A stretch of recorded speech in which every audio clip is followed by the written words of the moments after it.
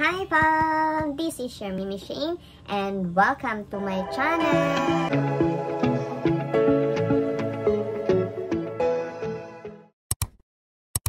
For today's video, pag-uusapan na po natin kung bakit nga ba hindi nakiklaim yung 2 hours na crown seat sa Popo task natin.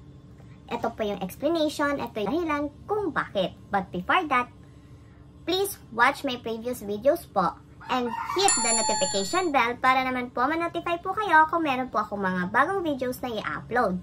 Thank you and please subscribe to my channel!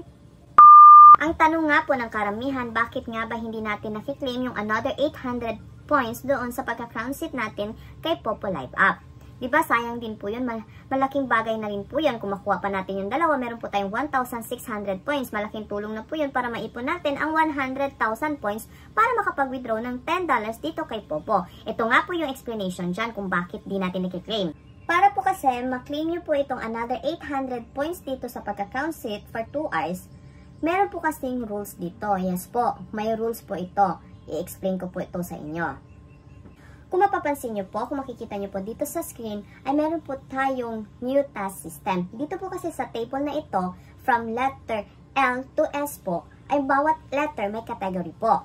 Bago po kasi ibigay ni Popo, or bago natin makuha yung another 800 points sa pagka-crown seat natin na tasking ng mga babae, ay kailangan po daw muna natin ma-reach or malagyan ng gift yung task box natin or makatanggap po tayo ng gift na worth 150,000 points within 7 days lang po daw. Ayun na nga po. Yun po yung explanation doon kung paano makukuha yung another 800 points doon sa seat on the crown seat. At kung dahilan kung bakit di natin siya nakiklaim. Kahit po nakaupo na po tayo ay nagawa natin yung crown seat tasking for 2 hours. Okay? Kung mapapansin niyo po kasi dito sa task table ni Popo, pataas ng pataas po kasi ang kailangan mong points na dapat i-reach.